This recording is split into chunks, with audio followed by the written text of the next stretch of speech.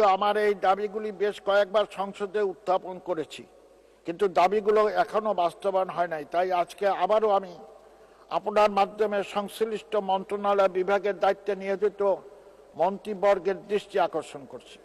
আমার নির্বাচনী এলাকা আগলঝাড়া একটি অর্থনৈতিক অঞ্চল প্রতিষ্ঠার জন্য মাননীয় অর্থমন্ত্রী 2015-2016 অর্থবছরে বাজেট বক্তৃতায় অর্থনৈতিক অঞ্চল সম্মেলনের তালিকা 8 নম্বর ক্রমিকে একটি প্রস্তাব উত্থাপন করেছিলেন।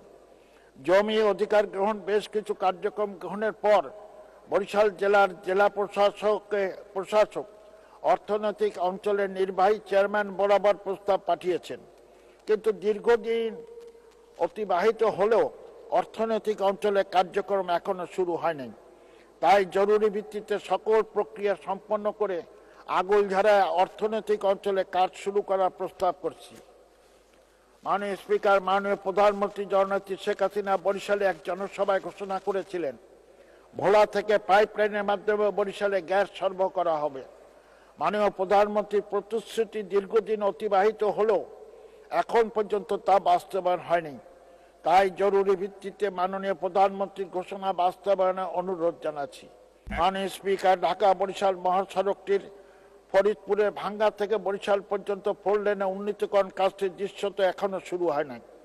ফলে দ্রুতগামী যানবাহনগুলো সরু রাস্তায় নিয়ন্ত্রণ হারিয়ে অসংখ্য দুর্ঘটনা সহ প্রাণহানি ঘটনা ঘটে। তাই ভাঙ্গা থেকে বরিশাল পর্যন্ত 4 লেনের কাজ দ্রুত বাস্তবায়নের জন্য সড়ক ও সেতু মন্ত্রীর দৃষ্টি আকর্ষণ করছি। মাননীয় প্রধানমন্ত্রী জননেত্রী শেখ হাসিনা বরিশাল সফরকালে জনসভায় ঘোষণা করেছিলেন, বরিশালে একটি পূর্ণাঙ্গ মেডিকেল বিশ্ববিদ্যালয় চালু হবে। গত 12-10-2022 তারিখে মন্ত্রিপরিষদ বিভাগের এক পত্রের মাধ্যমে জানা যায়, মাননীয় প্রধানমন্ত্রী কর্তৃক বরিশাল মেডিকেল কলেজ বিশ্ববিদ্যালয় অনুমোদিত হয়েছে, কিন্তু এখন পর্যন্ত বরিশাল মেডিকেল বিশ্ববিদ্যালয় স্থাপনের কোনো কার্যক্রম দৃশ্যমান হয় নাই। তাই জরুরি ভিত্তিতে বরিশাল মেডিকেল বিশ্ববিদ্যালয় স্থাপনের কার্যক্রম গ্রহণের জন্য মাননীয় স্বাস্থ্য পরিবার কল্যাণ মন্ত্রীর দৃষ্টি আকর্ষণ করছি। মাননীয় স্পিকার, ফরিদপুরের ভাঙ্গা থেকে আমরা নির্বাচনী এলাকা বরিশাল আগলঝাড়া হয়ে পটুয়াখালী পায়রা বন্দর পর্যন্ত রেল লাইনের কাজ এখনো শুরু হয়নি।